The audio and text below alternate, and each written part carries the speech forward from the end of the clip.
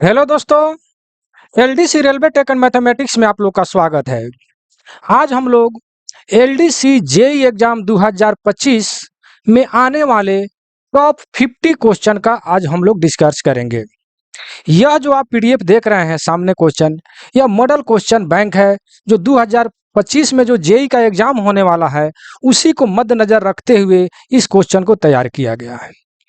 इसलिए आप लोग वीडियो के अंत तक आप लोग बने रहेंगे और अगर मेरे चैनल पर आप नए हैं तो आप 100% सब्सक्राइब कर लीजिए और मेरे चैनल पर जाकर देखिए, जो भी क्वेश्चन है पूरा डिटेल में मैं बताता हूं और आज भी इस वीडियो में पूरा डिटेल में मैं बताने वाला हूं, इसलिए वीडियो के अंत तक आप लोग बने रहेंगे।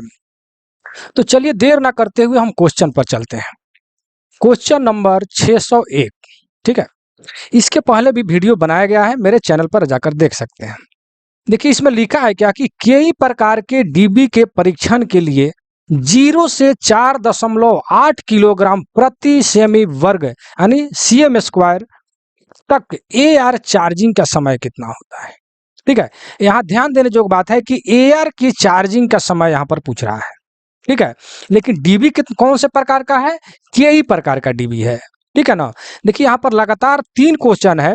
यहाँ भी देखिए कि यह C3W डीबी जो है C3 प्रकार को डीबी है, इसका भी समय जो यहाँ पर देखिए प्रेशर जो है 0 से 4.8 किलोग्राम प्रति सेमी स्क्वायर है। इसमें एआर चार्जिंग पूछ रहा है। क्वेश्चन सेम है लेकिन यहाँ पर कई प्रकार का है और C3W प्रकार का यह डीबी है। ठीक है, तो यहाँ पर 3 क्वेश्चन हम सामने रखेंगे, तीनों क्वेश्चन सेम है यहाँ पर, इसलिए इसको तीनों को एक जगह रखा गया ताकि आप कंफ्यूज अपना दूर कर सकें। ठीक है, और यह क्वेश्चन जो है आईसीएफ का क्वेश्चन है। देखिए एक लाइन और बोलना चाहूंगा कि सभी लोग अधिकांशतः एलएचबी पर जोर दे रहे हैं, अधिकांशतः लोग एलएचबी से ही वीडियो बना रहे हैं। सभी लोग ये जानते हैं कि नया एलएचबी आया है, एलएचबी से ज्यादा क्वेश्चन करेगा, लेकिन नहीं, आईसीएफ से भी क्वेश्चन करेगा। और इस वीडियो में ज्यादातर मतलब कि आईसीएफ का ही क्वेश्चन है और आईसीएफ के बारे में मैं आप लोग को डिटेल बताने वाला हूँ, क्योंकि एलएचबी का तो आपने बहुत सारा वीडियो हमने भी बनाया है, बहुत सारे देखा भी होगा। हमारे चैनल पर तो लगभग 100 से ज्यादा टेस्ट सीरीज वाला वीडियो पड़ा हुआ है सब लोग, लेकिन इस टाइप से हमने समझा कि इस टाइप से वीडियो आप लोग देखना चाहिए ताकि आप लोग को भी नॉलेज में आ जाए। तो चलिए देर ना करते हुए हम इसका आंसर करेंगे कि कई प्रकार के डीबी के परीक्षण के लिए 0 से 8.4 किलोग्राम पर सीएम स्क्वायर तक एआर चार्जिंग का समय कितना होता है। तो ये होता है 160 से 210 सेकेंड। कितना, 160 से 210 सेकेंड। ये कौन प्रकार का है, कई प्रकार का। और सेम क्वेश्चन में अगर C3W प्रकार के डीबी रहे उसमें भी 0 से 4.8 मतलब किलोग्राम पर सीएम स्क्वायर तक जब प्रेशर के लिए कितना चार्जिंग समय होगा, तो इसमें जो है आपको 165 प्लस माइनस 20 सेकेंड होगा। कितना, 165 प्लस माइनस 20 सेकेंड होगा। ठीक है, तो आप अगर ये क्वेश्चन जो है आप लोग को मिला होगा तो कंफ्यूज कीजिएगा।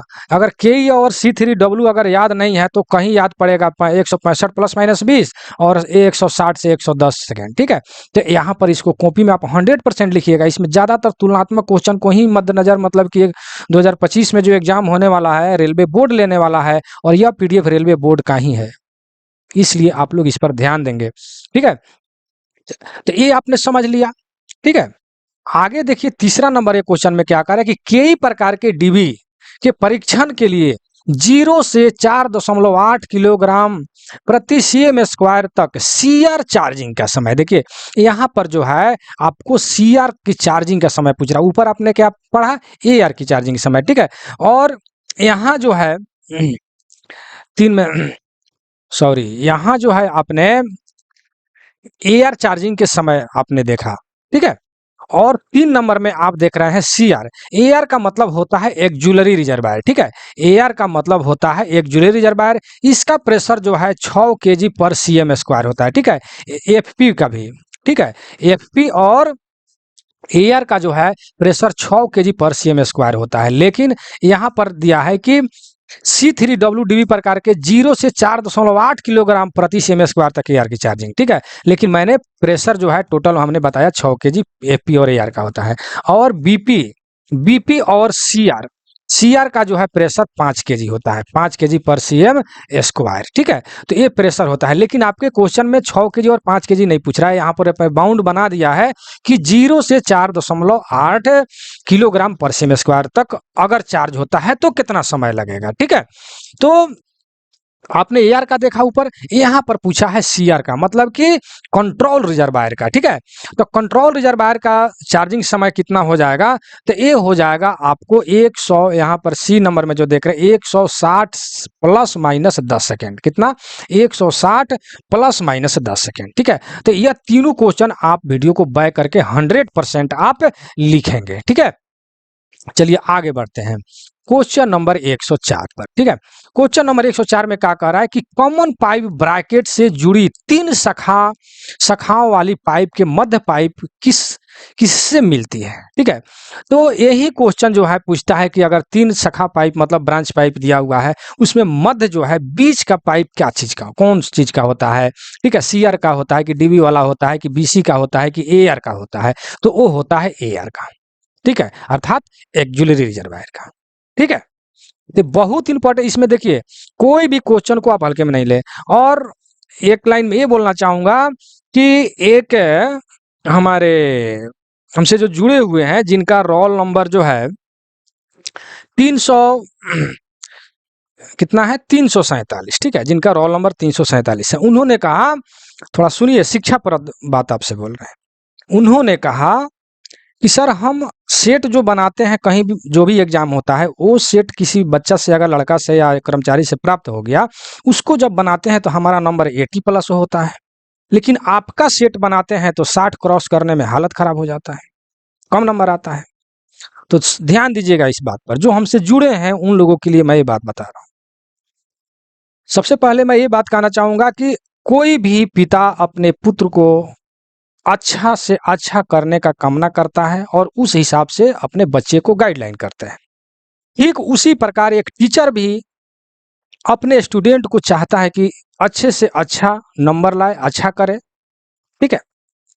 तो जिस प्रकार पिता अपने पुत्र के बारे में जानता है कि वो क्या कर सकता है, कौन से क्वेश्चन का जवाब दे सकता है, ठीक उसी प्रकार एक टीचर भी जानता है स्टूडेंट को कौन सा क्वेश्चन का यह आंसर दे सकता है, किसका क्वेश्चन का आंसर नहीं दे सकता है, ठीक है।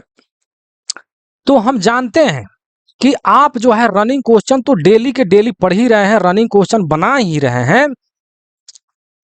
तो रनिंग क्वेश्चन अगर हम मान लेते हैं कि 110 में अगर 90 क्वेश्चन रनिंग ही मार दें, आपको 110 का 110 ही आ जाए, तो वो सेट आपको बनाने से कोई फायदा नहीं हुआ। वैसा सेट हम बनाएंगे जिससे कुछ नया भी हमको मिले। अब रनिंग क्वेश्चन जो आप जानते हैं वही हम भी दे दें और आप उसको बना करके 100 नंबर आप ला दें मेरे सेट में, तो आपने कुछ नया सीखा ही नहीं। इसीलिए हम क्या करते हैं कि हम जानते हैं कि रनिंग क्वेश्चन आप मार दीजिएगा, इसीलिए उसको हम निकाल देते हैं, निकाल करके उसमें भी या इंपॉर्टेंट क्वेश्चन हम डाल देते हैं, वैसे क्वेश्चन जो आपने नहीं देखा है, नहीं जानते हैं और वो क्वेश्चन आता है, ताकि वो क्वेश्चन आपके नजर में आ जाए, आपके दिमाग में बैठ जाए कि इस तरह का भी क्वेश्चन आता है और आएगा भी, जो आपने कभी नहीं देखा था या एक बार दो बार शायद आपको मिला होगा, ताकि आपके दिमाग में फिर से एक बार वो आ जाए। इसलिए हम उससे वैसे क्वेश्चन को उसमें डाल देते हैं और रनिंग क्वेश्चन को निकाल देते हैं, इसलिए आपका नंबर कम हो जाता है। लेकिन जब आप हमारे सेट में 50 नंबर अगर आप ला रहे हैं, तो समझिए कि आप मेन क्वेश्चन का जो आप एग्जाम दीजिएगा अपने जहां भी हैं, तो अगर 50 आ रहा है तो निश्चित है कि आप अपने एग्जाम में 60, 70, 80 तक ला सकते हैं, क्योंकि उसमें सभी प्रकार के क्वेश्चन आएगा। हम तो क्वेश्चन रनिंग को निकाल देते हैं, इंपॉर्टेंट क्वेश्चन उसमें डालते हैं, अपना से हम टाइपिंग करके टेस्ट लेते हैं। ये ना कि जो कहीं क्वेश्चन पूछा गया टिक मार्क लगा हुआ है जैसे भी उसी तरह टेस्ट ले लिया, ऐसा नहीं, उसको हम फिर से टाइपिंग करवाते हैं, आप सब लोग जानते हैं। तो इसलिए कम नंबर आए तो घबराए नहीं, ऐसा देखें कि हम इस सेट से हमने क्या सीखा, नया क्या सीखा। अब ज्यादा ही नंबर आ जाए, रनिंग क्वेश्चन से आपने कुछ नहीं सीखा, तो उस सेट बनाने से कोई फायदा नहीं हुआ। हमको जहां तक विश्वास है कि आप समझ गए होंगे, ठीक है। ऐसे तो बहुत लोग बोलते हैं कि आप बहुत बोलते हैं, लेकिन हम वैसे भी जो हमसे जुड़े हुए उन लोगों के लिए हमने बात बताया है। चलिए, तो ये जो हो गया एआर का हो गया। अब चलिए 605 नंबर क्वेश्चन में। 605 में क्या करें कि ब्रेक रिलीज के दौरान बीसी से हवा कहाँ जाती है। देखिए इसमें जितने भी क्वेश्चन है रनिंग क्वेश्चन दिया हुआ है, यही क्वेश्चन आपसे पूछा जाएगा इसी टाइप से, इसीलिए मुझे यह बात आप लोगों को बोलना पड़ा। ठीक है, तो जैसे ये क्वेश्चन बहुत ज्यादा बार रिपीट होता है कि एटमॉस्फेयर अर्थात वायुमंडल में जो है हवा जाता है ब्रेक रिलीज के दौरान, जो है बीसी से हवा जो है वायुमंडल में जाता है। सिसकारी की आवाज आपको आता है जब गाड़ी में सवारी आप करते हैं तो, ठीक है, तो आप समझिएगा कि ब्रेक रिलीज हो रहा है, ठीक है, अर्थात हवा जो है वायुमंडल में जाता है। चलिए 6 नंबर क्वेश्चन में क्या कर रहा है कि यात्री डिब्बों में किस प्रकार के आइसोलेटिंग कॉक लगाया गया है। ठीक है, तो बॉल टाइप, ठीक है, isolating cock cut off angle जो होता है, तो उसमें बॉल टाइप बहुत डीपली क्वेश्चन इसमें। देखिए ऐसा तो सभी लोग जानते हैं कि कट ऑफ एंगल लगाया जाता है या आइसोलेटिंग कॉक लगाया जाता है, लेकिन किस टाइप का लगाया जाता है यह जल्दी से दिमाग पर नहीं आता। ये आता है बॉल टाइप। और बॉल टाइप जैसे आपने देखा होगा पाइप पर यहाँ पर अब cut off angle isolating cock लगा के हैंडल इस टाइप से रहता है, तो इसमें एक छोटा सा बॉल रहता है, ठीक है, छोटा सा एक बॉल रहता है, बॉल गोली, ठीक है ना। तो ये डीपली क्वेश्चन हो गया कि इस मतलब बॉल जो भीतर जो रहता है उसकी दया कितना होता है, जो आपके अगले क्वेश्चन में दिया हुआ है कि कट ऑफ एंगल कॉक के आंतरिक वाल्व मतलब गेंद का व्यास कितना होता है। बहुत इंपॉर्टेंट क्वेश्चन है, ये जल्दी आपको नहीं मिलता है कहीं, ठीक है ना। तो ये जो होता है आपको 10 mm होता है, ठीक है। बहुत लोग जो है सेट में कंफ्यूजन में जो है 15 mm मारते हैं, जो कि गलत है, ठीक है, क्योंकि हम जानते हैं कि अगर 15 नहीं बोलेंगे तो कमेंट में आने लगेगा कि नहीं सर 15 होता है, ठीक है। तो ये कितना होता है 10 mm होता है, ठीक है। बहुत जगह आपको 15 भी कहीं कहीं मिल जाता है, लेकिन ये जो मॉडल क्वेश्चन बैंक जो देख रहे हैं एकदम रेलवे बोर्ड का है, या इसमें कोई भी क्वेश्चन गलत नहीं है, ठीक है। तो वो होता है 10 mm। जो ये पाइप हो जाता है, पाइप के ऊपर में चाहे देखते हैं ना होज पाइप जो पीछे रहता है उसमें कट ऑफ एंगल कॉक लगाया रहता है, इसको जो हम घुमाते हैं इधर उधर तो मतलब ऑन ऑफ होता है।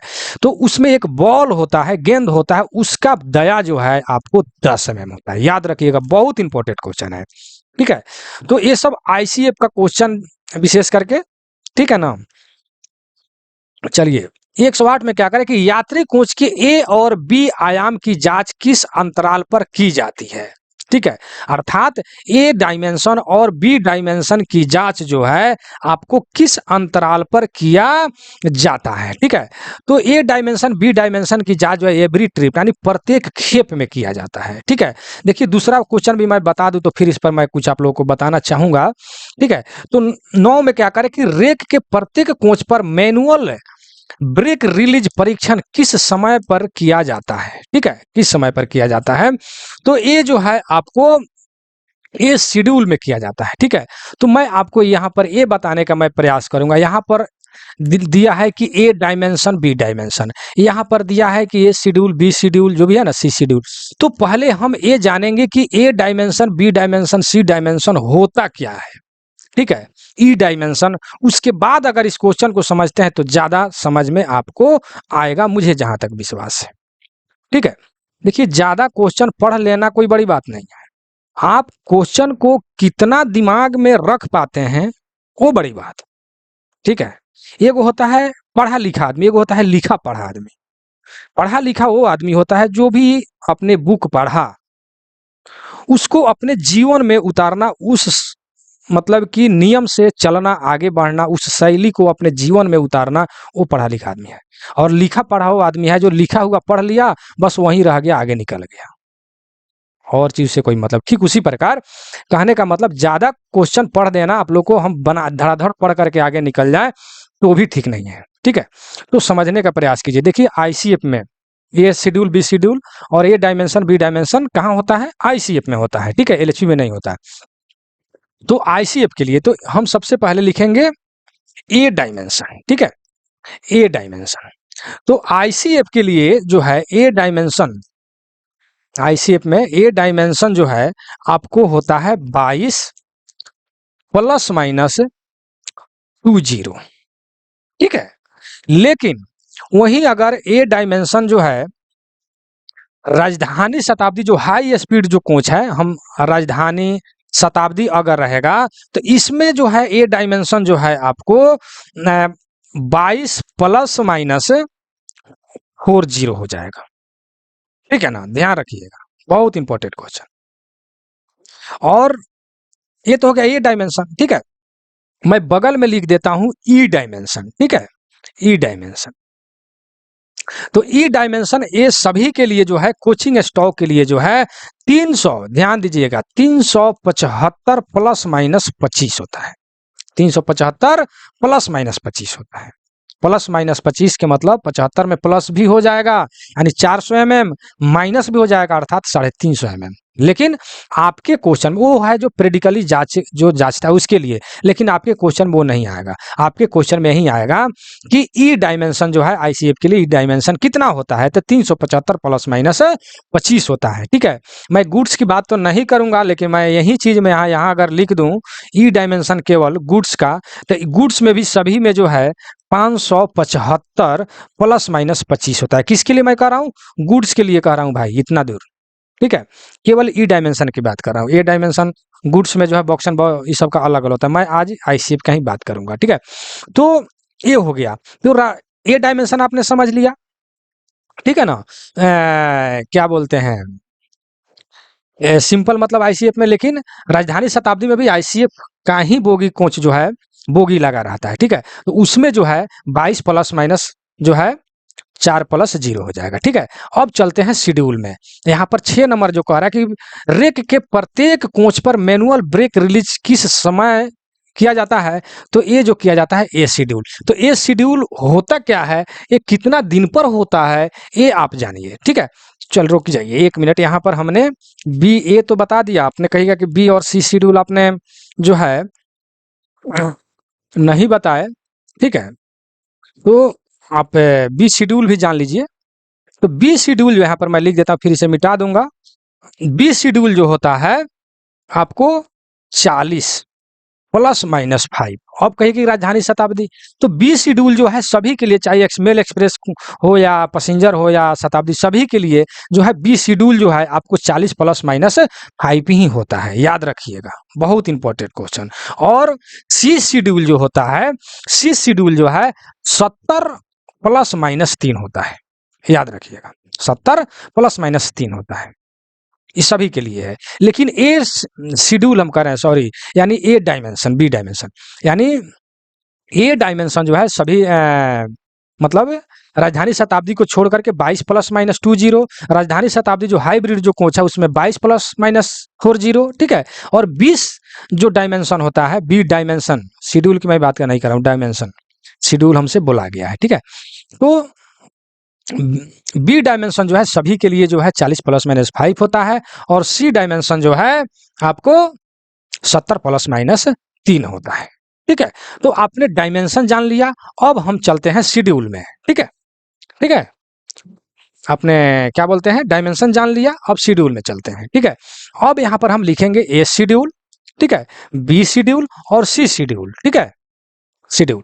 और ऊपर में एक और लिख देते हैं आफ्टर एवरी ट्रिप, ई लिख देते हैं, चल ठीक है। तो एक तो होता है आफ्टर एवरी ट्रिप, जो प्रत्येक खेप जो होता है, ठीक है ना, ये प्रत्येक खेप होता है, यहाँ पर हम लिख सकते हैं प्रत्येक खेप, ठीक है। एवरी ट्रिप का मतलब होता है प्रत्येक खेप। उसके बाद में आता है ए शेड्यूल, ठीक है। तो ए शेड्यूल जो है आपको ये जो होता है 30 दिन, 30 दिन प्लस माइनस 3 दिन, ठीक है, 3 दिन। और बी शेड्यूल जो होता है इसमें 3 माह हो जाता है, ठीक है, 3 माह प्लस माइनस 7 दिन। देखिए माह वाला में आएगा वो 3 माह वाला उसमें 7 दिन हो जाएगा, और जो 6 माह वाला आएगा उसमें जो है आपको 15 दिन हो जाएगा, ठीक है। 6 माह प्लस माइनस 15 दिन, ठीक है, माने आगे पीछे हो सकता है, ठीक है, समझ रहे हैं ना। डी ए वाई डे है, ठीक है ना, डे है। तो कहने का मतलब ये हो गया शेड्यूल। तो ए शेड्यूल हो गया आपको 30 दिन, बी शेड्यूल होगा 3 माह प्लस माइनस 7, और सी शेड्यूल 6 माह प्लस माइनस 15। तो आपको 30 दिन, 3 माह और 6 माह तो याद रहता है, लेकिन प्लस माइनस वाला में आप कंफ्यूज कर जाते हैं, तो आपको प्लस माइनस वाला पर जरूर ध्यान देना है, ठीक है। तो ये हो गया आपका शेड्यूल। इसके बाद में आता है आईयूएच पीयूएच। जो आईयूएच जो है आईओएच इंटरमीडिएट ओवरहॉलिंग, जो 9 माह पर होता है, और पीओएच जो है, पीओएच जो है आपको 18 माह पर होता है, ठीक है ना। अब यही चीज एलएचबी में दूसरा होता है, ये शेड्यूल जो है, ये शेड्यूल का जगह पर D1 D2 D3 होता है, और POH IOH जो है आपको SS1 SS2 SS3 होता है, ठीक है। और LHB की मैं बात कर रहा हूँ। तो ये सब चीज आप सब जान रहे हैं, ठीक है। हम विशेष करके आज ICF के बारे में मैं बात करूंगा, ठीक है। तो ये हो गया ICF का जो भी है। तो आपने शेड्यूल और डायमेंशन दोनों आप जान गए, और वीडियो को रोक करके आप जरूर कॉपी में नोट कर लेंगे, ठीक है ना। तो आपने जान गया, तो हो गया ये शेड्यूल, और इसमें हो गया एवरी ट्रिप। तो इसमें है कि यात्री कोच में A और B आयाम अर्थात डायमेंशन की जांच किस अंतराल पर होता है, तो एवरी ट्रिप यानी प्रत्येक खेप होता है। इसलिए कि ये स्प्रिंग के जो आप अगर कोई टूटा होगा तो स्प्रिंग मतलब डायमेंशन जो है घट जाएगा, बढ़ जाएगा, इसलिए उसका जांच करना एवरी ट्रिप बहुत जरूरी। अब इसको डीपली में बताने जब ये स्प्रिंग कहाँ कैसे होता है बहुत ज्यादा हो जाएगा, इतना ही आप जानिए। चलिए आगे बढ़ते हैं। क्वेश्चन नंबर आपका 610 नंबर। 610 में क्या है कि किस शेड्यूल में प्रेशर गेज का परीक्षण तथा दोषपूर्ण गेज, ठीक है, प्रतिस्थाप अर्थात SLR गार्ड कंपार्टमेंट के लिए किया जाता है, ठीक है। तो ये जो है आपको C शेड्यूल में किया जाता है। C शेड्यूल के मतलब क्या हो गया, अर्थात 6 माह, 6 माह प्लस माइनस 15 दिन, ठीक है। चलिए क्वेश्चन नंबर 611 कह रहा है कि बोगी पर माउंटेड यात्री, बोगी पर माउंटेड मतलब यात्री जब कोच में हो, ठीक है, प्रयुक्त डक्ट कलेक्टर का प्रकार, ठीक है। देखिए क्वेश्चन किस टाइप से आ रहा है, क्वेश्चन सीधा नहीं दिया हुआ है कि यात्री मतलब कि कोचिंग स्टॉक का डट कलेक्टर जो होता है वो किस प्रकार का होता है, ठीक है। तो कोचिंग स्टॉक का डट कलेक्टर जो होता है 2 वे होता है, जबकि ये जो 3 वे जो है यह गुड्स के लिए होता है, ठीक है ना। गुड्स के लिए अर्थात माल वैगन के लिए 3 वे होता है, और कोचिंग स्टॉक के लिए 2 वे होता है, ठीक है ना। याद रखिएगा, कंफ्यूज नहीं कीजिएगा मेरे भाई मेरे दोस्त, ठीक है। अब यहां पर आ गया डट कलेक्टर, ठीक है। तो डट कलेक्टर क्वेश्चन है कि डट कलेक्टर जो है इसके बारे में क्वेश्चन आता है कि डट कलेक्टर जो है क्या बोलते हैं, ब्रेकिंग सिस्टम का जो है क्या कहते हैं उसको, किडनी या फेफड़ा कहा जाता है। जो जैसे किडनी और फेफड़ा का काम क्या है, ब्लड को छानना, ठीक उसी प्रकार DC का अर्थात डट कलेक्टर का काम है हवा अर्थात एयर को जो है हवा को छान करके DB को देना, ठीक है ना, ताकि DB अच्छा ढंग से काम कर सके, क्योंकि DB जो है ब्रेकिंग सिस्टम का माइंड अर्थात दिल कहा जाता है, दिल भी कहा जाता है, और माइंड अर्थात दिमाग भी कहा जाता है, ठीक है। हार्ट एंड माइंड कहा जाता है किसको, DB को, ठीक है। तो DB को डट कलेक्टर जो है हवा छान कर देता है ताकि अच्छा से काम कर सके, अर्थात माइंड जो है हैंग ना करे, हार्ट अटैक ना करे, समझ रहे हैं ना। अर्थात DB अच्छा से काम कर सके, क्योंकि DB जो है ब्रेकिंग सिस्टम का माइंड और हार्ट भी कहा जाता है, और इसको फेफड़ा या किडनी कहा जाता है, किसको, DC को अर्थात ब्लड कलेक्टर को। तो आप ध्यान में रखेंगे और इसको कॉपी में नोट कर लेंगे मेरे भाई, ठीक है। तो ये हो गया आपका यहाँ पर क्वेश्चन। आगे बढ़ते हैं, क्वेश्चन नंबर 612। 612 में क्या करें कि एक रेक में ट्विन पाइप पैसेंजर कोच में उपयोग किए जाने वाले एमी वाशर की कुल संख्या, ठीक है। तो मान लेते हैं कि यह एक कोच हो गया, आप जानते हैं कि ट्विन पाइप है, तो यहाँ पर जो है आपको एक FP होगा और एक जो है BP होगा, ठीक है। BP यानी ब्रेक पाइप, और इधर भी एक FP होगा फीड पाइप, और एक इधर भी एक BP होगा अर्थात ब्रेक पाइप, ठीक है। अब ब्रेक पाइप FP मैंने लिखा, तो यहाँ पर हम कट ऑफ एंगल भी लगा देते हैं, ठीक है, कट ऑफ एंगल भी लगा देते हैं, ठीक है। ये क्या है आपका होज पाइप, ठीक है, ये क्या है होज पाइप। तो यहाँ पर क्वेश्चन पूछता है कि क्या बोलते हैं कि BP पाइप को हम कैसे पहचानेंगे, तो BP पाइप को जो है ब्रेक पाइप को ग्रीन से रंगा रहता है कट ऑफ एंगल को, ठीक है, और FP को जो है मतलब कि व्हाइट जो है रंग से रंगा रहता है, ठीक है। और ये होज पाइप जो है इसके बारे में भी क्वेश्चन कर देता है कि होज पाइप की लंबाई जो है कितना होता है, तो ये जो है लंबाई जो है 839 mm होता है, कितना, 839 mm, याद रखिएगा, ठीक है। ये यहाँ पर दिमाग पर आगे आपको हमने बता दिया। तो क्वेश्चन में क्या है कि एमी वाशर, ठीक है, तो यहाँ पर कह रहा है कि एमी वाशर कितना है, तो होज पाइप देखिए इधर 2 है और इधर 2 है, तो इधर हम 2 वाशर लगाएंगे और इधर 2 वाशर लगाएंगे, कितना हो गया, 4 वाशर हो गया, ठीक है। तो ये टोटल 4 वाशर हो गया, क्योंकि होज पाइप दोनों तरफ एक एक लटका रहेगा बीपी एंड एफपी का, यानी दो गो इस साइड और दो उस साइड, ये दूसरे साइड, तो दो दो कितना हो जाएगा, 4 हो जाएगा। ठीक है, तो 4 एमयू वाशर का हम लोग प्रयोग करेंगे। ठीक है, समझ गए होंगे जहां तक विश्वास है। चलिए क्वेश्चन नंबर 613 नंबर में, 613 में करा कि किस समय सारणी पर एकल कार परीक्षण किया जाता है। किस समय सारणी मतलब कि किस शेड्यूल में, इसीलिए मैंने शेड्यूल, देखिए हर एक क्वेश्चन में शेड्यूल आ रहा है, तो शेड्यूल को आपको याद रहेगा तब ना।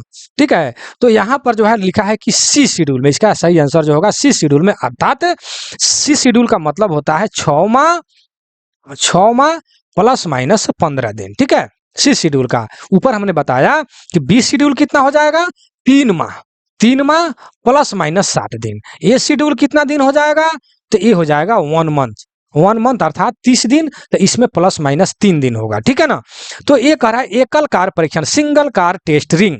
ठीक है, इसका देखिए यहाँ पर फुल फॉर्म भी पूछता है आप क्वेश्चन में कि एसीटीआर का फुल फॉर्म क्या होता है, एसीटीआर का। ठीक है, तो सिंगल कार टेस्ट रिंग होता है। ठीक है, सिंगल कार टेस्ट रिंग, और कहीं कहीं क्या करता है कि SWTR कर देता है। ठीक है, SWTR, तो ये हो जाता है सिंगल वैगन टेस्ट रिंग।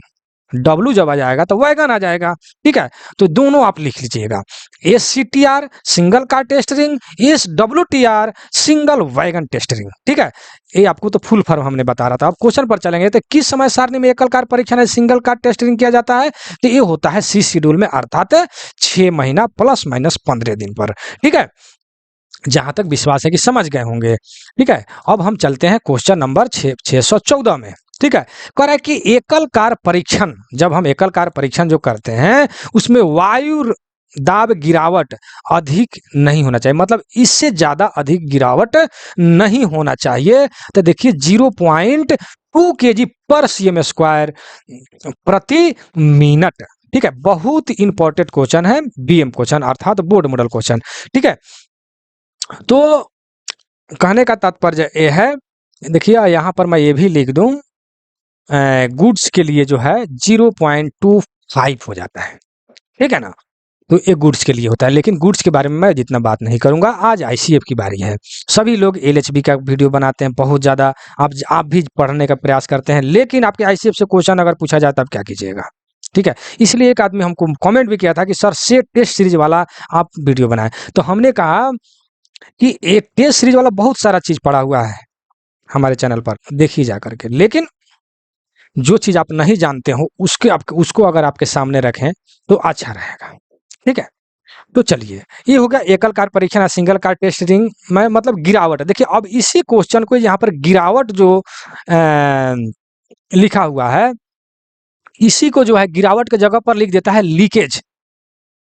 कितना, मतलब केजी पर सीएम स्क्वायर पर मिनट से ज्यादा लीकेज नहीं होना चाहिए, या यहाँ पर कहीं कहीं लिख देता है एयर ड्रॉप्स, मतलब कितना एयर ड्रॉप्स, इससे अधिक नहीं होना चाहिए। 3 तरह का यह क्वेश्चन पर गिरावट आपका आ गया, लीकेज इसके जगह पर कहीं लिख देता है, कहीं एयर ड्रॉप्स लिख देता है। ठीक है, तो ये जो है इसका जो है 0.2 kg पर सीएम स्क्वायर इसका सही आंसर हो जाएगा। ठीक है, तो आप इसको कॉपी में लिख लेंगे। ठीक है, आगे बढ़ते हैं। क्वेश्चन नंबर 615 में क्या है, किस अंतराल पर परीक्षण रिंग या लोकोमोटिव के साथ परीक्षण किया जाता है। देखिए लोकोमोटिव अर्थात इंजन के साथ जो है किया जाता है, तो आप जानते हैं कि जब भी इंजन को किसी कोच से जोड़ा जाएगा तो उसका परीक्षण किया जाएगा। ठीक है, तो एक ट्रिप मार करके आया गया कहीं, फिर लौट करके आया, फिर दूसरा इंजन लगा उसमें। ठीक है, तो निश्चित है कि वो चेक होगा। अर्थात कहने का मतलब होता है कि मतलब कि एवरी राउंड ट्रिप। ठीक है, मतलब एवरी ट्रिप यानी हिंदी में बोले तो प्रत्येक ट्रिप जो है उसका जांच अर्थात परीक्षण किया जाता है, किसका, आपका रिंग या लोकोमोटिव के साथ। ठीक है,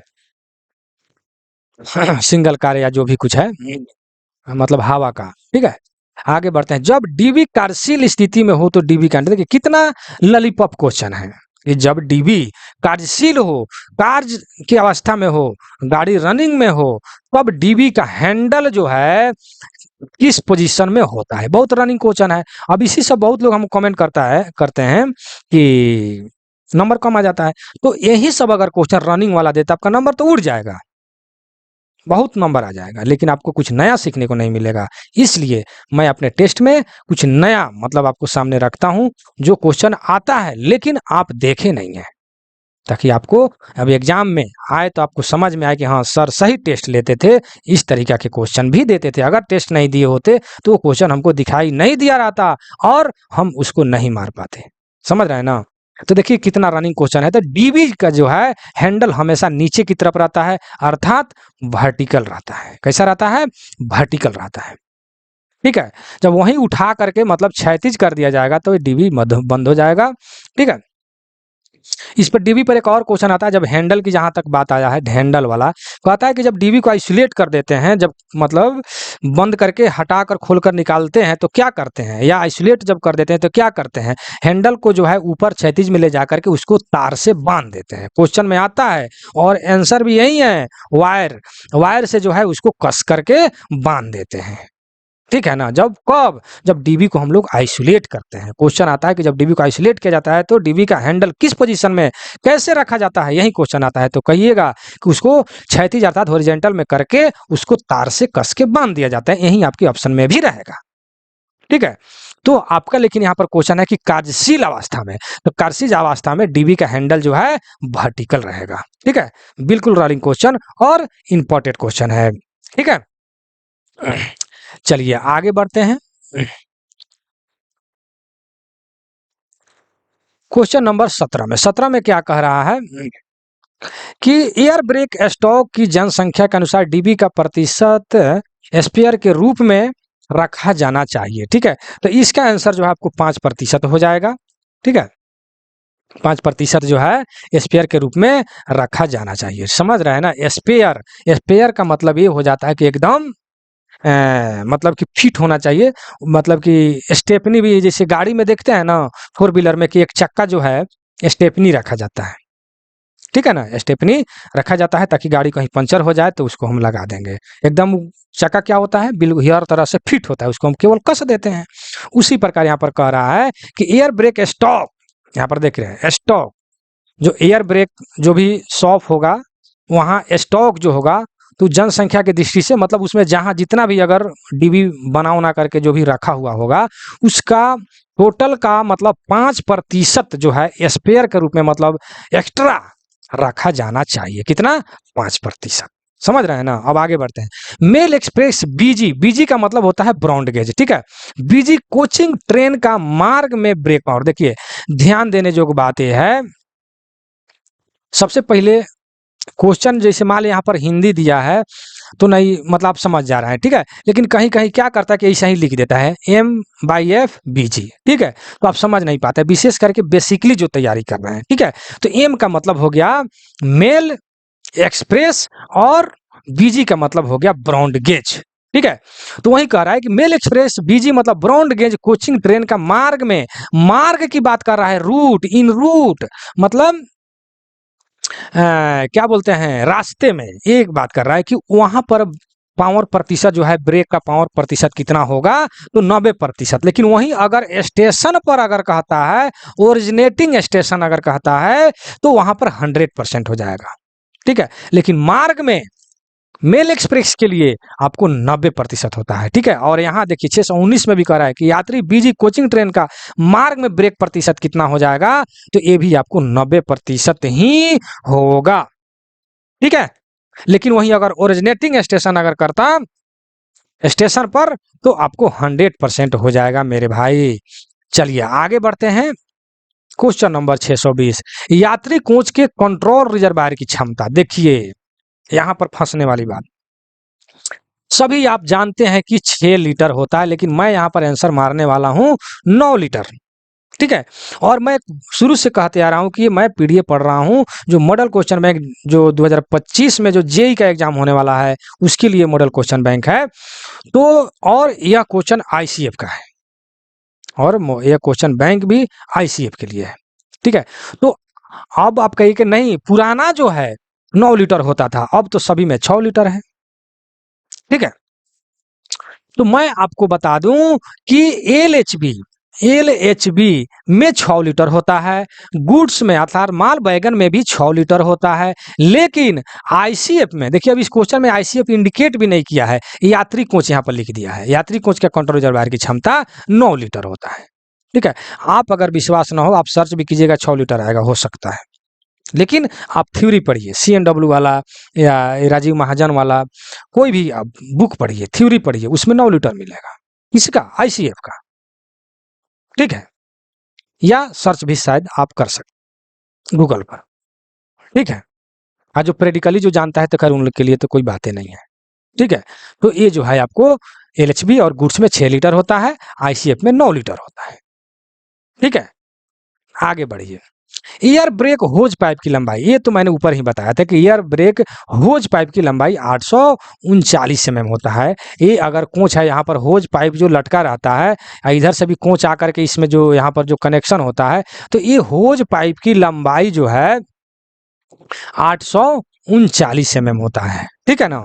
चलिए आगे बढ़ते हैं, क्वेश्चन नंबर 622 में क्या करें कि डीबी सीधे इस पर लगाया था, कॉमन पाइप ब्रैकेट पर, ठीक है। कॉमन का मतलब होता है कि बहुत सारा पाइप जहां पर मिलता है, कॉमन पाइप ब्रैकेट के द्वारा जो है वहां पर कॉमन पाइप ब्रैकेट पर वो डीबी लगाया जाता है, ठीक है, जहां पर सभी पाइप मिलते हैं, ठीक है। आगे बढ़ते हैं, कौन सा घटक डीबी को संपीड़ित वायु को आपूर्ति करता है, तो मेन वाल्व, ठीक है। बहुत इंपॉर्टेंट क्वेश्चन है भाई, इसको आप लिखेंगे 100%, ठीक है। डीबी को जो है कंप्रेसेड मतलब वायु की आपूर्ति करता है कौन, तो मेन वाल्व के द्वारा ही चार्ज होता है, क्या, डीबी, ठीक है। और एक और छिपा हुआ क्वेश्चन है, जल्दी मिलता नहीं है, कि एफपी किससे चार्ज होता है। कमेंट सेक्शन में आप लिख सकते हैं, नहीं लिख सकते हैं, हाँ लिख सकते हैं तो लिख सकते हैं, लिखिए। तो ये होता है C2 रिले वाल्व से, लिख लीजिएगा आवाज को सुनकर, C2 रिले वाल्व से एफपी चार्ज होता है, एफपी चार्ज होता है। चलिए क्वेश्चन नंबर 624 में, डीबी में निम्नलिखित में से कौन सा वाल्व सीआर की चार्जिंग को नियंत्रित करता है, ठीक है, सीआर की चार्जिंग को, ठीक है। सीआर का मतलब कंट्रोल रिजर्वायर के चार्जिंग को, तो ये जो है कट ऑफ वाल्व, कौन सा करता है, कट ऑफ वाल्व सीआर को चार्जिंग को नियंत्रित करता है। मतलब कि मान लीजिए सीआर चार्जिंग हो गया, अब कट ऑफ एंगल से उसको नहीं बंद करेंगे तब तक वो तो चार्ज होते रह जाएगा, खराब हो जाएगा, इसलिए उसको चार्जिंग का नियंत्रित किससे होता है, कट ऑफ वाल्व से होता है, ठीक है ना। बहुत इंपॉर्टेंट क्वेश्चन, ये सब जल्दी क्वेश्चन आपको नहीं मिलता है, क्या चीज में, मतलब कि पीडीएफ पढ़ते समय मिलता है, कहीं कहीं मिलेगा, बहुत पढ़िएगा तो। चलिए आईसीएफ कोच में छत सीट का मोटाई, बहुत इंपॉर्टेंट, छत सीट का मोटाई जो है 1.6 mm होता है। अब आप एलएचबी में लिख दीजिएगा इसके कमेंट सेक्शन में कि एलएचबी छत सीट का मोटाई कितना होता है, ठीक है। आप थोड़ा कमेंट में लिखिए, और ये वीडियो कैसा लगा और साथ साथ ये भी लिख दीजिएगा मेरे भाई, लाइक भी कर दीजिएगा, ठीक है। देखिए वीडियो मैं बहुत दिन पर ये वीडियो मैं बना रहा हूँ, क्योंकि मैं भी किसी काम में बहुत व्यस्त हूँ, ठीक है ना, बहुत व्यस्त हूँ, वीडियो थोड़ा मैं कम बनाता हूँ, ठीक है। लेकिन टेस्ट नहीं रुकता है, लोगों का गाइडलाइन नहीं रुकता है, जो भी हमसे जुड़े हुए हैं गाइडलाइन जो भी है देते रहते हैं, टेस्ट कभी भी एब्सेंट नहीं होता, टेस्ट चलते रहता है, उस हिसाब से उन लोग को गाइड फोन पर या मैसेज के द्वारा होते रहता है। और मैं नंबर भी वीडियो के लास्ट में दूंगा आपको मुझसे जुड़ने के लिए, ठीक है। चलिए आईसीएफ को 36 हो गया, आगे बढ़ते हैं। देखिए यहाँ भी क्वेश्चन बहुत इंपॉर्टेंट छुपा हुआ क्वेश्चन है, यहाँ भी विवादित क्वेश्चन है, सभी को जल्दी समझ में नहीं आता है, कमेंट इस पर बहुत ज्यादा आएगा हम जानते हैं, लेकिन मैं क्लियर करूंगा ताकि आप कमेंट ना करें कंफ्यूज में। देखिए आईसीएफ कोच की पानी की टंकी की क्षमता कितना होता है। अब कोई कहेगा कि 1600 लीटर, कोई कहेगा 1800 लीटर, और कोई कहेगा 200 लीटर, ठीक है, कहेगा, कमेंट भी करेगा, ठीक है। तो यहां पर मैं आपको क्लियर करूंगा बिल्कुल दिमाग से, मतलब कंफ्यूज को निकाल करके कॉपी में लिख लेंगे ताकि आप एकदम सर्टिफाइड हो जाए, ठीक है ना। तो चलिए यहाँ पर अगर ये पूछे कि आईसीएफ कोच की कुल पानी की टंकी की क्षमता, यहाँ कुल छोड़ दिया है, वही क्वेश्चन है, तो ये हो जाएगा 1800 लीटर। कितना हो जाएगा? 1800 लीटर। पहले इसे मिटा के फ्रेश कर दें, ठीक है। तो ये हो जाएगा 1800 लीटर। इस टाइप से अगर क्वेश्चन आपसे करता है तो, ठीक है, 1800 लीटर। जैसे water tank capacity of ICF coaches is, ठीक है, water tank capacity of ICF coaches is, तो ये हो जाएगा 1800 लीटर, ठीक है। लेकिन इसी क्वेश्चन को अगर घुमा कर लिख दे कि, लिख लीजिएगा मेरे भाई, इसी क्वेश्चन को कई तरीका से अथवा अथवा करके लिख लीजिएगा, क्योंकि आप कंफ्यूज कीजिएगा, बाद में कमेंट भी कीजिएगा सर कैसे हो गया, लिख लीजिएगा भाई। तो ये क्वेश्चन तो ये हो गया कि आईसीएफ कोच की पानी की टंकी की क्षमता 1800 लीटर। इसी में आ जाता है, यहाँ पर कहीं कहीं मिला देता है कुल मतलब कुल टंकी की पानी की मतलब पानी की क्षमता, वो भी 1800 लीटर। और इसी क्वेश्चन को दूसरे भाषा में लिख देता है कि total water tank capacity of WRA is, ठीक है, total water tank capacity of मतलब कि WRA इज, ठीक है। तो इसका कितना हो जाएगा? तो इसका भी आपको क्या बोलते हैं, 1800 लीटर ही होगा। अर्थात WRA की कुल जल टैंक की क्षमता, WRA की कुल पानी की क्षमता यानी जल की क्षमता, तो भी आपको 1800 लीटर ही होगा, ठीक है। इस पर देखिए 3 क्वेश्चन हमने लिखा है। एक क्वेश्चन तो आपके सामने है, आईसीएफ कोच की पानी की टंकी की क्षमता 1800 लीटर। यहाँ पर कुल भी कहीं मिला देता है कि आईसीएफ कोच की पानी की कुल टंकी कुल क्षमता, मतलब इस तरह भी क्वेश्चन कर देता है। और तीसरा क्वेश्चन इस तरह करता है, जो आपके सामने मैंने इंग्लिश और हिंदी दोनों में मैंने बोला कि total water tank capacity of WRA is, अर्थात WRA की कुल जल टैंक की क्षमता, ठीक है, तो भी आपको 1800 लीटर ही होगा। लेकिन अब आप तो 1800 वाला लिख लिए, हम इसे मिटाते हैं। अब हम चलते हैं 1600 वाला पर, ठीक है। 1600 कहाँ लिखेगा? तो वहां लिखेगा, मैं इंग्लिश में पहले बोल दूं कि under slug tank capacity of roof mounted AC coaches fitted with WRA system is, अर्थात WRA प्रणाली से सुसज्जित छत पर लगे एसी कोच की अंडर स्लग टैंक की क्षमता, समझ रहे हैं ना, WRA प्रणाली से सुसज्जित छत पर लगे एसी कोच की अंडर स्लग टैंक की क्षमता कितना होगा? तो 1600 लीटर, समझ रहे हैं ना। अर्थात under slug tank capacity of roof mounted AC coaches fitted with WRA system is, तब हो जाएगा आपका 1600 लीटर, समझ रहे हैं ना। क्योंकि आप जानते हैं कि यह कोच हो गया, चारों कोनों पर आपको बाथरूम होता है, उस पर टैंक लगाया जाता है, तो 400 लीटर का 4 टैंक जो है, या ऐसे 400 कर दीजिए ना, तो बीच में 800 कर दीजिए, ठीक है। लेकिन इतना जानिए कि एक बाथरूम के लिए 400 लीटर का यानी 4 मतलब होता है, यानी टोटल 1600। किसमें किसमें तो फिर मैं पढ़ दूंगा एक बार कि WRA प्रणाली में सुसज्जित छत पर लगे एसी कोच की अंडर स्लग वाटर टैंक की क्षमता 1600 लीटर होता है, ठीक है, समझ गए। ये क्वेश्चन आप लिख लिए। अब अगला लिखिए 200 वाला। जो 200 वाला में लोग कंफ्यूज करते हैं, तो 200 वाला कैसे क्वेश्चन आता है?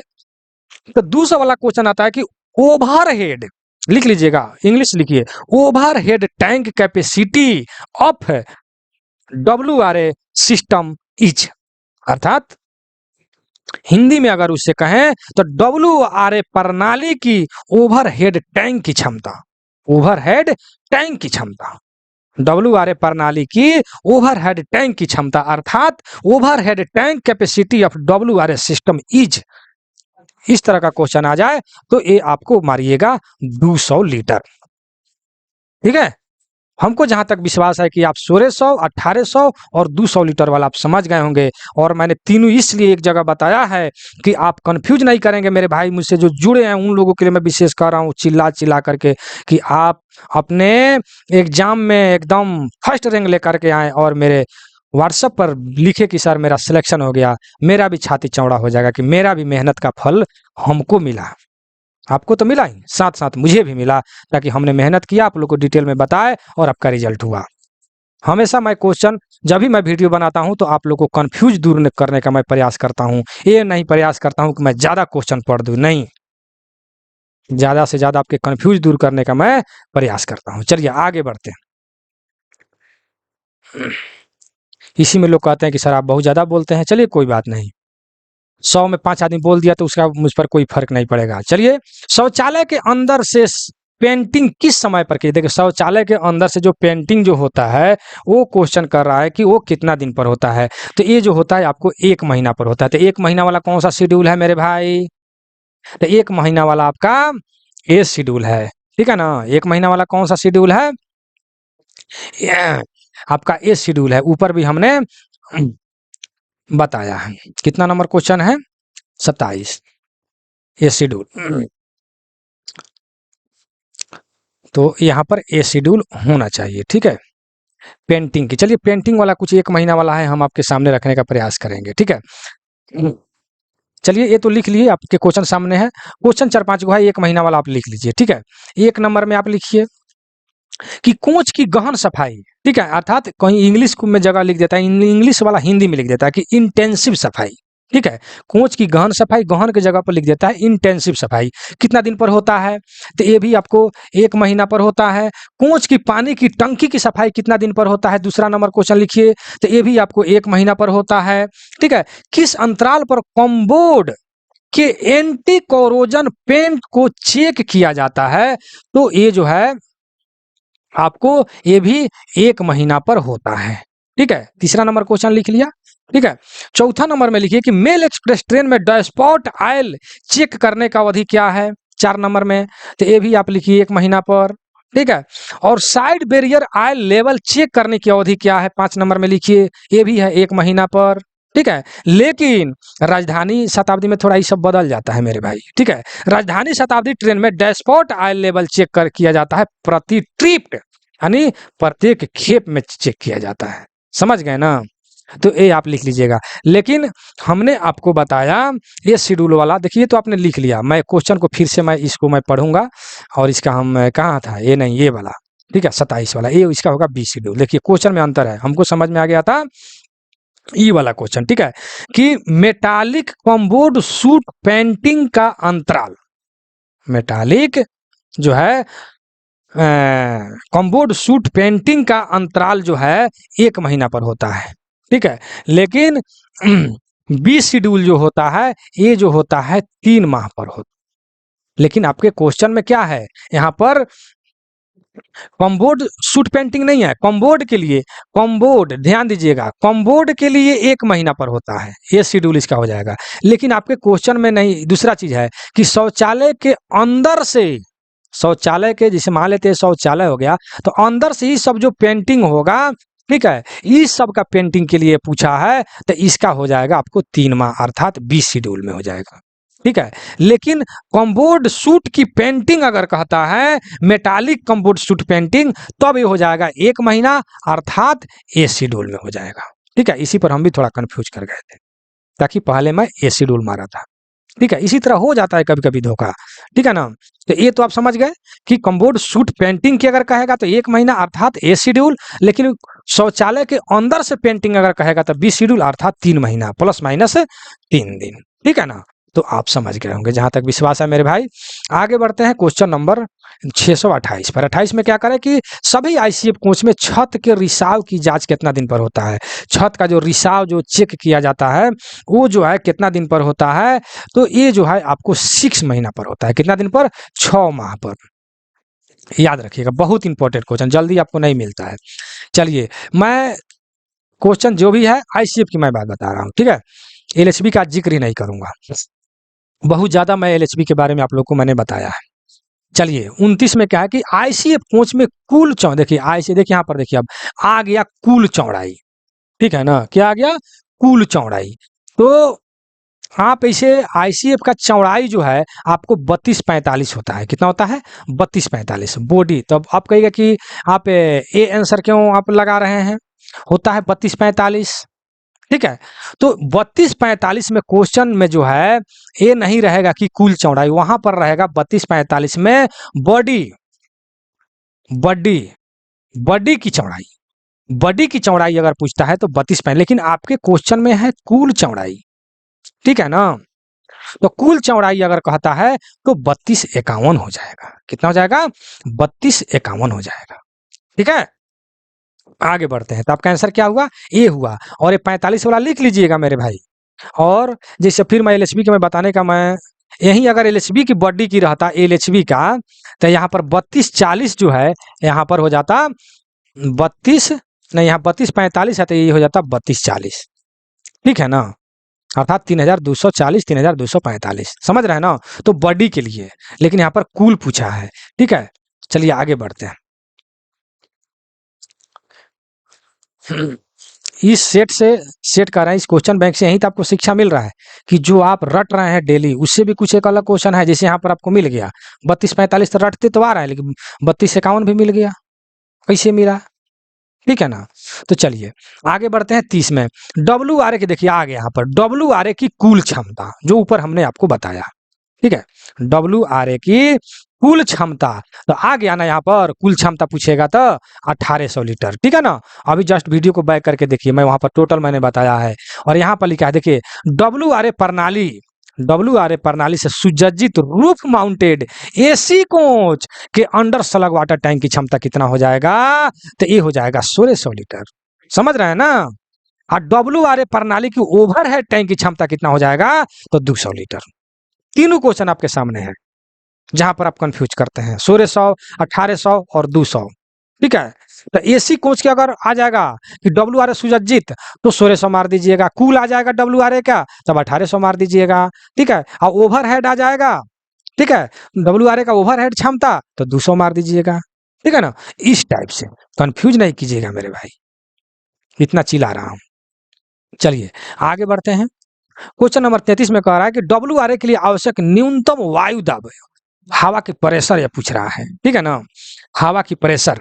तो देखिए ए नंबर में मैं पेंसिल ले लूं, ठीक है। ये जो है 0.35 kg पर सीएम किसका? डब्ल्यू आर ए का वाटर रेसिंग एब्स्यूट होता है, ठीक है। रिजिड एब्स्यूट इसका फुल फॉर्म होता है। देख लीजिएगा, थोड़ा बोलने में हमको कठिन शब्द नहीं उतना आता है, ठीक है। वाटर रेजिंग यानी एब्स्यूट होता है, ठीक है। आप गूगल पर सर्च कर लीजिएगा, शुद्ध शुद्ध मिल जाएगा। आप आवाज मेरा नहीं पकड़ पाए, चलिए तो इसका मैं फुल फॉर्म बताया। तो यहाँ पर डब्ल्यू आर ए का जो है आवश्यक न्यूनतम वायुदाब, और यहाँ पर पूछ दिया कि अधिकतम वायुदाब, ठीक है। डब्ल्यू आर ए का अधिकतम वायुदाब कितना होता है 34 में आपके पूछा। तो यहाँ पर देख लीजिए डी नंबर में कि 0.75 kg पर सीएम होता है। यहाँ पर स्क्वायर भी होगा, ठीक है, स्क्वायर छूट गया, ठीक है। यहाँ पर भी स्क्वायर छूटा है, ठीक है। तो स्क्वायर तो क्या बोलते हैं यहाँ पर 0.75 kg पर सीएम स्क्वायर, ठीक। आगे बढ़ते हैं, अधिकतम न्यूनतम दोनों लिख लीजिएगा। चलिए चलिए अब सीट वाला भी बहुत ज्यादा पूछा जाता है। देखिए द्वितीय श्रेणी स्लीपर 3 टायर, या स्लीपर है, एसी नहीं है, एसी नहीं है, 3 टायर स्लीपर, ठीक है। जो 3 टायर होता है स्लीपर, उसमें बर्थों की कुल संख्या किसमें? आईसीएफ में, ठीक है। आईसीएफ कितना होता है, ठीक है। तो ये होता है आपको 72, कितना होता है? 72, ठीक है। लेकिन वहीं एसी 3 टायर हो जाएगा तो 64 हो जाएगा, ठीक है। अब हम आपसे ये कहेंगे कि अगर आप पढ़े हैं जानते हैं तो एल एच बी का, रुकिए इसको मिटा देंगे, इसका भी और इसका भी एल एच बी, इसका भी एल एच बी, इसमें सीटों की संख्या आप लिखिएगा कमेंट सेक्शन में, ठीक है। बहुत हमने बताया है एलएचबी के बारे में बहुत सारा वीडियो में, और एलएचबी भी आई डायमेंशन का मैंने पीडीएफ भी आप लोगों को हमने दिया है। केवल डायमेंशन, जितना डायमेंशन है, डायमेंशन का मतलब जितना डिजिट वाला अंक वाला क्वेश्चन है, एमएम वाला, ठीक है ना, या जिसे बर्थों की संख्या, ठीक है ना, तो उसमें आपको मिलेगा उस पीडीएफ में। पीडीएफ का नाम है VVI एलएचबी डायमेंशन, सर्च कीजिएगा, पीडीएफ लिए होंगे ना जिस स्टोर में आप रखे होंगे पीडीएफ को, उस पर सर्च कीजिएगा, वो पीडीएफ आपके सामने आ जाएगा, उसमें देखिएगा, ठीक है। तो क्या बोलते हैं, तो ये हो गया आपको आईसीएफ की मैं बात कर रहा हूं। तो आईसीएफ में अगर स्लीपर 3 टायर कहेगा तो 72, और एसी 3 टायर कहेगा तो 64, ठीक है। और यहाँ पर देखिए इसको थोड़ा सा ऊपर बढ़ाते हैं 37 नंबर में कि एसी 2 टियर में बर्थों की संख्या, ठीक है, तो ये हो जाएगा 46। अगर 2 टियर है तो 46 हो जाएगा। एसी 2 टियर में किसका बात हो रहा है यहाँ पर, आईसीएफ का, ठीक है। एलएचबी का नहीं, इसमें भी आप एलएचबी का आप कमेंट सेक्शन में लिखेंगे तो आप समझेंगे हम कि आप वीडियो को पूरा देखा। चलिए आगे बढ़ते हैं। 38 नंबर, चलिए यहाँ पर जगह मिला है, यहाँ पर थोड़ा मैं लिख दूं कि मुझसे जुड़ने के लिए व्हाट्सएप पर मैसेज करेंगे 96 93 57 14 26। इस पर आप मैसेज करेंगे, टेस्ट सीरीज में भाग लेंगे, या LDC JE AWM AME ADME mechanical department के लिए आप यहां से पीडीएफ प्राप्त कर सकते हैं और टेस्ट सीरीज में भी भाग ले सकते हैं और अच्छे से अच्छे तैयारी कर सकते हैं। हर एक तरह का मैं गाइडलाइन करूंगा, यहां से आपकी परीक्षा होने तक हर संभव मैं मदद करूंगा, ठीक है। चलिए आगे बढ़ते हैं। 38 number question, ICF chair car जो है, चेयर कार में सीटों की कुल संख्या, यहाँ पर चेयर कार की बात कर रहा है, ठीक है। थोड़ा सा इसे हम ऊपर बढ़ाते हैं। चेयर कार में जो है सीटों की संख्या जो है कितना हो जाता है, 73 हो जाता है, ठीक है। अब चलिए अब यहाँ भी देखिए, ये तो सीट वाला क्लियर हो गया। अब देखिए फ्लोर जो होता है, फ्लोरिंग में भी बहुत सारा आप लोग कंफ्यूज करते हैं, जिससे यहाँ पर लिखा है कि कोच का फ्लोरिंग प्लाई जो होता है उसका मोटाई कितना होता है, तो 19 mm। अब कहिएगा सर नहीं 13 mm होता है, ठीक है ना, तो तेरे वाला भी मैं बताऊंगा, ठीक है, नीचे बताऊंगा, बॉबी नहीं बताऊंगा, नीचे बताऊंगा। अगर आप जानते हैं तो कमेंट सेक्शन में लिखिए कि कोचिंग में जो है 13 mm वाला कौन सा, भाई फ्लोर में कौन सा चीज का मोटाई 13 mm होता है, ठीक है ना। तो इसका भी तो अभी जानिए तत्काल में कि कोच फ्लोरिंग प्लाई जो लगाया जाता है फ्लोर में, उसका मोटाई कितना होता है, तो 19 mm होता है, ठीक है। आगे बढ़ेंगे। किसी भी अनलोड वाहन के फर्श के लिए रेल स्तर से अधिकतम ऊंचाई, देखिए इस तरह का जब क्वेश्चन आता है तो रेल स्तर से ऊंचाई जो है फट दे दिमाग में आ जाता है सीबीसी का, सीबीसी का ऊंचाई, क्योंकि ज्यादा सीबीसी वाला पढ़े हैं कि हाँ अधिकतम ऊंचाई जो है 1105 mm होता है और न्यूनतम ऊंचाई लोडेड कंडीशन में 1030 mm होता है, ठीक है। लेकिन आपके क्वेश्चन हड़बड़ी में कभी ना पढ़े, गड़बड़ी हो जाएगा। यहाँ पर फर्श के लिए पूछ रहा है, फर्श की ऊंचाई पूछ रहा है, ठीक है ना। फर्श के लिए अधिकतम ऊंचाई पूछ रहा है, कब, अनलोड कंडीशन में, यानी गाड़ी खाली है, एम्प्टी कंडीशन में है, तब कितना होगा, यह क्वेश्चन आपसे कर रहा है। भरे स्थिति में नहीं कर रहा है क्वेश्चन मेरे भाई। तो यहां पर देखिए 1345 mm हो जाएगा। किसका बात हो रहा है, आईसीएफ का, ठीक है ना। आईसीएफ में अनलोडेड वाहन फर्श के लिए रेल स्तर से अधिकतम ऊंचाई लोडेड कंडीशन में, ठीक है, सीबीसी का नहीं, सीबीसी का अधिकतम 1105 और लोडेड कंडीशन में 1030 होता है, लेकिन फर्श का जो है 1345 कब, अनलोड कंडीशन में, जो लोड नहीं है, एम्प्टी है। और यहाँ देखिए पूरी तरह से भरे हुए यात्री वाहन अगर भरा हुआ है, लोडेड कंडीशन में आईसीएफ है, तब उसके लिए फर्श का अधिकतम ऊंचाई कितना हो जाएगा, तो निश्चित है कि घट जाएगा। जब अनलोडेड था, आदमी नहीं था, तो 1345 था, तो मतलब जब आदमी बैठ गया तब कितना हो जाएगा, 1250। कितना हो जाएगा, 1250। क्या चीज का ऊंचाई, फर्श की ऊंचाई, ठीक है, सीबीसी का नहीं, समझ रहे हैं ना। तो इसीलिए मैं 2 क्वेश्चन तो आपके सामने है और 2 क्वेश्चन आपके सामने ही लिख दिया हमने। सीबीसी का अधिकतम ऊंचाई जो है अनलोडेड में 1105 और लोडेड कंडीशन में 1030। अब इसको हम घटाएंगे तो 75 आएगा। अब सवाल उठता है कि आप घटाए का है, काहे घटाए हैं सर, इसलिए घटाए हैं कि क्वेश्चन आता है कि, इसको मिटा देते हैं मेरे भैया, लिख लीजिएगा। अगर 2 गाड़ी है, यहाँ पर सीबीसी लगा हुआ है, तो देखिए यहाँ पर जो ऊपर नीचा जो है, मान लेते हैं इसका हो गया 1105, ठीक है, 1105 इसका हो गया 1030, तो इसको युग्मित कैसे होगा, जुड़ेगा कैसे, ठीक है। तो इससे अधिक नहीं होना चाहिए। जब इसको हम घटाते हैं तो 75 आता है, अर्थात क्वेश्चन आता है कि दोनों सीबीसी की ऊंचाई में कितना mm से, मतलब कितना mm से ज्यादा अंतर नहीं होना चाहिए, अंतर इससे ज्यादा नहीं होना चाहिए, तो 75 mm, 75 mm जो भी ऊंचाई में जो अंतर जो होता है, ऊंचाई में जो अंतर जो है 75 mm से अधिक नहीं होना चाहिए, ठीक है ना, सीबीसी की ऊंचाई में, ठीक। लेकिन आपके क्वेश्चन में था फर्श के लिए अनलोडेड रहेगा तो 1345 और लोडेड रहेगा तो आपको 1250 हो जाएगा, ठीक है। कितना 1250 हो जाएगा, याद रखिएगा। हो गया, चारों क्वेश्चन क्लियर हो गया, आप कंफ्यूज आपका दूर हो गया होगा। ठीक है, अब 42 में चलेंगे। आ गया क्वेश्चन जो 19 mm ऊपर दिया था। ठीक है, फ्लोर सीट पर दिए गए कंप्रेसेड प्लाई की मोटाई। ठीक है, यहाँ पर क्वेश्चन में आपको कंप्रेसेड दे दिया है, ठीक है ना, उसका पूछ रहा है, तो अब इसका आंसर जो है 13 mm होगा। तो आप क्वेश्चन को फिर से आप देख लीजिए, यहाँ पर 13 mm किसका है, कंप्रेसेड प्लाई। ठीक है, और यहाँ जो है क्या था, कोच फ्लोर प्लाई की मोटाई, कोच फ्लोरिंग प्लाई की मोटाई, कोच फ्लोरिंग प्लाई की मोटाई 19 mm। अगर आपको आ जाता है कंप्रेसेड प्लाई की मोटाई कितना आ जाए, तो सी में 13 mm। समझ रहे हैं ना, दोनों क्वेश्चन लिख लीजिएगा एक साथ, नहीं तो आप कंफ्यूज करेंगे मेरे भाई, मेरा दोस्त नहीं दीजिएगा।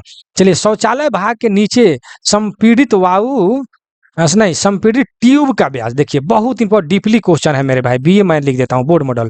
जो शौचालय में जो कटोरा जो नीचे जो पाइप जो जाता है ट्यूब, ठीक है ना, उसकी दाया यह पूछ रहा है कितना होता है।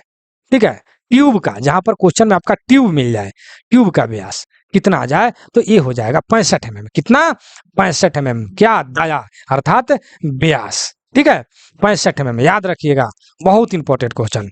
चलिए 44 में, साइड वाल सीट की मोटाई, देखिए साइड वाल सीट की मोटाई तो 2 mm होता है, कितना होता है, 2 mm। किसका, आईसीएफ का, आईसीएफ का, एलएचबी का नहीं, आप जानते हैं तो एलएचबी में लिखिए, आज मैं केवल आईसीएफ के बारे में बताऊंगा, एलएचबी आईसीएफ फिर बताऊं, फिर बहुत वीडियो लंबे हो जाएंगे। एलएचबी का आप कमेंट में लिखेंगे, तो साइड वाली सीट की मोटाई 2 mm होगा। ठीक है, अब एलएचबी के बताऊं कितना मोटा होता है, क्या चीज का बना होता है, बना वाला बता देंगे, इसका क्वेश्चन मोटाई वाला आप लिखिए कमेंट में। हम क्या बोलते हैं कि क्या चीज का बना होता है एलएचबी में, मैं उसका मैं बता देता हूं कि इंड वाल साइड वाल फेरेटिक स्टील का बना होता है, roof and floor Stenik steel का बना होता है।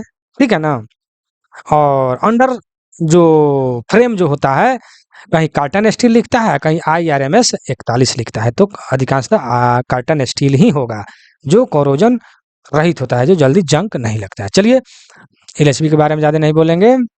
ओके, आईसीएफ कोच के 16 बार कौन सेक्शन का होता है मेरे भाई, तो जेड सेक्शन का होता है, जो 16 बार होता है इस सेक्शन का होता है, जेड सेक्शन का। और जब पीयूएच जब गाड़ी जो होता है, तो इस पर क्या किया जाता है, प्लेट लगा करके दोनों तरफ वेल्डिंग कर दिया जाता है, बहुत मजबूती पकड़ लेता है। ठीक है, लेकिन जब 16 बार जब आता है तो जेड सेक्शन का ही आता है। ठीक है, लेकिन उसको इस टाइप से वेल्डिंग करके मजबूत कर दिया जाता है, समझ रहे हैं ना। तो आईसीएफ कोच के 16 बार का कैसा, जेड सेक्शन का। चलिए आगे बढ़ते हैं। 47, शताब्दी एक्सप्रेस के इक्वलाइजिंग स्टे रड की क्षमता, इक्वलाइजिंग स्टे रड की क्षमता। ठीक है, आपसे कह रहा है क्वेश्चन, बोलते बोलते मुंह दुखा जाता है। ठीक है, तो ये हो जाएगा 22 टन, कितना हो जाएगा, 22 टन। ठीक है, 48 में देखिए, सैंड कास्टिंग ब्रेक ब्लॉक का कंडेमिंग आकार, देखिए एक होता है आपको के टाइप, एक होता है आपको एल टाइप, और एक होता है सीआई टाइप। ठीक है, सीआई टाइप। ठीक है, तो के टाइप का जो है आपको 12 mm कंडमिंग साइज होता है, एल टाइप का 10 mm होता है कंडमिंग साइज, और सीआई टाइप का जो आप में दिया हुआ है 20 mm होता है। ठीक है, कितना, 20 mm होता है, ध्यान रखिएगा। तो के टाइप का 12 mm, एल टाइप का 10 mm, सीआई टाइप का 20 mm होता है। ठीक है, सीआई का मतलब होता है सैंड कास्टिंग, अर्थात कास्ट आयरन टाइप का होता है वो। ठीक है, ब्रेक ब्लॉक का कंडमिंग आकार। ठीक है, sand casting brake block, CI. ठीक है, और के टाइप का 12, एल टाइप का 10। ठीक, जहां तक विश्वास है कि तीनों क्वेश्चन को आप लिख लेंगे और एकदम दिमाग में सेट कर लेंगे। चलिए 49 नंबर, पिन और बूस के बीच क्लियरेंस इससे अधिक नहीं होना चाहिए। देखिए पिन और बूस, आप जानते हैं कि आईसीएफ कोच जो बनता है, जो बोगी जो होता है, उसमें बहुत सारा पिन लगता है। ठीक है ना, long pin, short pin, BSS pin, बहुत सारा पिन लगता है। तो वो पिन जो होता है ना, पिन यहाँ पर जो है एक बूस लगाया जाता है, थोड़ा सा हार्ड प्लास्टिक का होता है। ठीक है ना, बूस, ताकि आपका पिन जो है होल में जो जा रहा है, होल में, तो यहाँ पर जो है मतलब हिले डुले नहीं, ठीक है। तो कह रहा है कि इससे अधिक जो है क्लियरेंस मतलब गैप नहीं होना चाहिए, यह क्वेश्चन आपसे कर रहा है। तो ये है आपको 1.5, ठीक है, 1.5। लेकिन ये जो 1.5 जो आंसर दिया है अधिकतम दिया है, ठीक है। ऐसे होता है 1 mm, ठीक है ना, जो कि ऑप्शन में आपको है यहाँ पर कंफ्यूज करेगा कि 1 mm भी होता है और 1.5 mm और दोनों ऑप्शन में दे दिया है। तो आपके क्वेश्चन में ये तो नहीं कहा कि कितना होता है, आपके क्वेश्चन में लिखा है कि अधिक नहीं होना चाहिए, इससे अधिक नहीं होना चाहिए, इसीलिए क्वेश्चन को ध्यान से पढ़ना चाहिए। अगर अधिक हटा दे, खाली पिन और बुश के बीच क्लियरेंस होना चाहिए, ठीक है, तो 1 mm मार सकते हैं, लेकिन इससे अधिक नहीं होना चाहिए तो 1.5 mm। समझ रहे हैं ना, जहां तक विश्वास है कि समझ गए होंगे। 50 में देखिए, घटकों के लिए किस प्रकार की बूसों का अपलोड किया जाना चाहिए। अरे क्वेश्चन यहाँ से है, कोचिंग स्टॉक में इंडो जर्मन संशोधन के बाद ब्रेक गियर घटकों के लिए किस प्रकार की बूसों का मतलब कि अपलोड किया जाना चाहिए। तो ये देखिए बहुत इंपॉर्टेंट क्वेश्चन है, नाइलॉन 66 बहुत इंपॉर्टेंट क्वेश्चन है, ये क्वेश्चन बार बार पूछा जाता है और यहाँ पर मेरा क्वेश्चन खत्म भी होता है, ठीक है। तो आपका 50 क्वेश्चन क्लियर हो गया। आपको ये वीडियो कैसा लगा कमेंट सेक्शन में जरूर लिखिएगा। मैं जल्दी वीडियो बनाता नहीं हूँ क्योंकि मैं बहुत ज़्यादा व्यस्त रहता हूँ, ठीक है ना, अपने ड्यूटी से या मतलब कि बहुत सारा, ठीक है। तो मतलब कि लेकिन टेस्ट सीरीज नहीं रुकता है, ठीक है, टेस्ट चलते रहता है, गाइडलाइन चलते रहता है और मेरा जो भी स्टूडेंट है अच्छे परफॉर्मेंस जरूर करते हैं, ठीक है। तो एक बात और यहाँ पर मैं लिख दूँ, मुझसे जुड़ने के लिए जो है 96 93 57 14 26 इस पर आप मैसेज कीजिएगा व्हाट्सएप पे और पीडीएफ और टेस्ट सीरीज में भाग ले सकते हैं, मैकेनिकल डिपार्टमेंट का केवल, ठीक है। तो ये हो गया। तो वीडियो कैसा लगा ये भी आप लिख दिए, नए हैं तो आप सब्सक्राइब भी कर लिए, हमको जहाँ तक विश्वास है कि सब्सक्राइब करके साथ साथ बेल आइकन भी दबा लिए होंगे, ठीक है। अब मैं कुछ बोलने वाला हूँ जो मुझसे जुड़े हैं उन लोगों के लिए, ठीक है। देखिए मैं वीडियो जल्दी नहीं बना पाऊंगा इसलिए कि थोड़ा सा मतलब कि व्यस्त है इधर, लगभग 15-20 रोज, फिर इसके बाद में रेगुलर वीडियो बनेगा, ठीक है। आप लोग को टेस्ट चलता रहेगा, टेस्ट में जुड़िए और कम से कम मतलब टेस्ट में जो है 50 से नीचे लाने का प्रयास नहीं कीजिए, ठीक है। इसे 60 जो है मैंने पास मार्क रखा है, लेकिन 50 से कम लाने का प्रयास नहीं कीजिए, क्योंकि और बहुत लोग जो है टेस्ट मतलब उनके पास जाता है लेकिन बना कर नहीं भेजते हैं, तो वो सबसे बड़ी मूर्ख हैं, ठीक है ना। हम ये नहीं कहते कि आज टेस्ट हमने भेज दिया, आंसर क्वेश्चन हमने भेज दिया तो आप बनाकर भेज ही दे, आप अपने टाइम के हिसाब से आज नहीं तो कल बनाकर भेजें। हम जानते हैं कि आपका ड्यूटी होगा या कहीं व्यस्त होंगे, लेकिन बात इस पर ध्यान देना है कि ईमानदारी से बना करके भेज दें, तब हम देखेंगे कि भाई आपका कितना नंबर आ रहा है, उस हिसाब से ना हम गाइडलाइन आपको करेंगे। अब आंसर में से देख के आप नंबर भगा लीजिएगा तो हम तो जानते हैं कि हम देखने तो नहीं गए, आप बहुत अच्छा बना रहे हैं, बहुत अच्छा तैयारी है, तो आप अपना पैर में खुद कुल्हाड़ी मार रहे हैं, ठीक है। तो आप टेस्ट में शामिल होइए, क्योंकि टेस्ट ही बताता है कि हमको कितना पढ़ना है, क्या पढ़ना है, कहाँ पढ़ना है, टेस्ट बताता है, ठीक है। और लगभग सभी जगह नोटिफिकेशन निकल चुका है, शायद ही कोई होगा जो नहीं निकला होगा। आप तैयारी में जुड़ जाएं, वैसे क्वेश्चन करें, वैसे काम को थोड़ा नज़रअंदाज कर दें कि आज नहीं तो मतलब कल हो सकता है, जो जरूरी नहीं है उसको थोड़ा नज़रअंदाज करके अपना पढ़ाई करें, क्योंकि आप जेई बनते हैं या नहीं बनते हैं, पैसा ज़्यादा कमाते हैं या कम कमाते हैं, उससे परिवार को या बच्चे को कोई फर्क नहीं पड़ता है, उसको जितना खर्चा लेना है वो लेगा आपसे, ठीक है। इसलिए आपको ध्यान देना है कि हमको मतलब कि पढ़ना चाहिए, हमको अपने शरीर के आराम के लिए या अपने पोस्ट को बढ़ाने के लिए, अपने मान मर्यादा बढ़ाने के लिए हमको जेई बनना है, ठीक है। इसलिए आपको मतलब कि आप पर निर्भर करता है कि आप अपने समय को कैसे मैनेज करते हैं। समय बचा करके आप अधिक से अधिक पढ़ने का प्रयास करें, ड्यूटी भी जाएं, बुकिंग जब तक नहीं होता है किसी कोने में बैठकर मोबाइल से पढ़ें, ठीक है। रूम पर हैं तो शायद अपने रूम से हटकर किसी दोस्त के रूम पर बैठ जाएं, कहीं अलग हट करके पढ़ें या रूम बंद करके पढ़ें ताकि आपके बच्चे परेशान ना करें, ठीक है। इस तरीका करके अब आप खुद जानते हैं कि आप कैसे अपने समय को मैनेजमेंट कीजिएगा। और मैं अपने चैनल पर अपने वीडियो एक डाला है समय मैनेजमेंट, टाइम मैनेजमेंट का, अपने समय को कैसे मैनेज करें, उस वीडियो को खोज कर जरूर आप देखिएगा। हम सब उसमें बताएं कि समय को कैसे मैनेज, उसमें 8 गो टिप्स हमने बताया है अपने समय को कैसे मैनेज करके हम समय को निकाल सकते हैं और सही समय का प्रयोग कर सकते हैं। जो समय का महत्व समझता है वो समय जो है आपके हीरा मोती से भी ज्यादा कीमती समय होता है। ठीक है, समझ रहे हैं ना। चालाक आदमी का इशारा काफी होता है, इसीलिए कहा जाता है कि एक सफल व्यक्ति कोई अलग से काम नहीं करता, उसको काम करने का ढंग अलग होता है।